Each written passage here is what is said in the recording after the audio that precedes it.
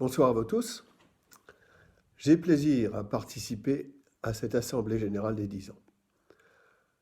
Tout d'abord, un grand merci à l'équipe pour toutes ces histoires de vie qui nous viennent chaque semaine.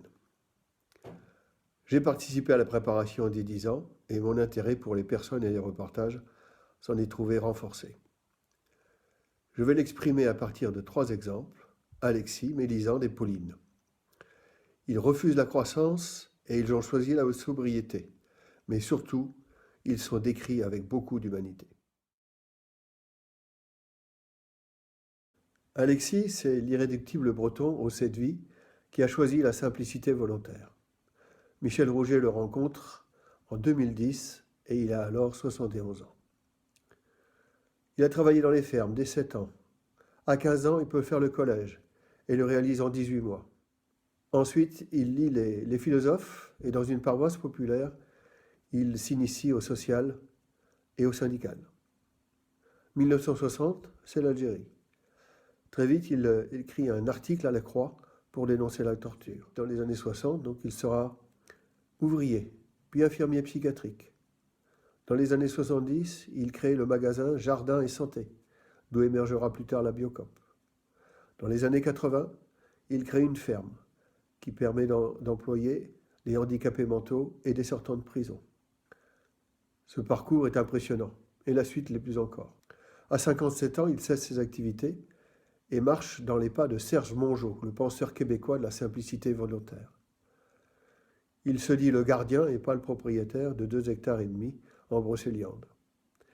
Il y restaure la branche et cultive des fruits qui sont disponibles pour les marcheurs et pour les amis. Avec ses 800 € par mois, il en consacre un tiers à ses besoins et le reste, c'est pour une trentaine d'associations et 18 filleuls dans 11 pays. Alexis parcourt la France pour animer des débats, des ateliers et lancer des équipes d'écopotes phosphorant sur la simplicité volontaire face aux multiples stratagèmes de la société de consommation.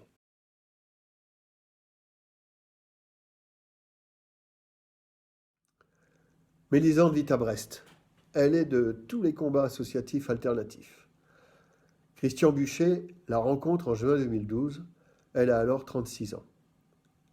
Militante, faucheuse anti-OGM, zadiste à Notre-Dame-des-Landes, membre des Colibris de Pierre Rabhi, avec ses talents de clown, elle anime des manifestations de rue. Elle se souvient émue de son grand-père, papy écolo, Géo Trouve-Tout, qui l'a initié au recyclage des objets du quotidien. Employée aux espaces verts d'un EHPAD, elle est remarquée et intégrée à l'équipe de soins pour son feeling avec les personnes âgées. Mais elle a dû quitter cet emploi pour des raisons de santé.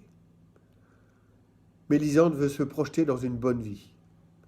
Elle se verrait bien vivre modestement de ses interventions gesticulées et artistiques, comme à Lyon, où elle a mené une animation anti-OGM. Mais elle n'oubliera pas de prendre le temps de vivre tout simplement et de faire un enfant avec l'homme qu'elle aura choisi.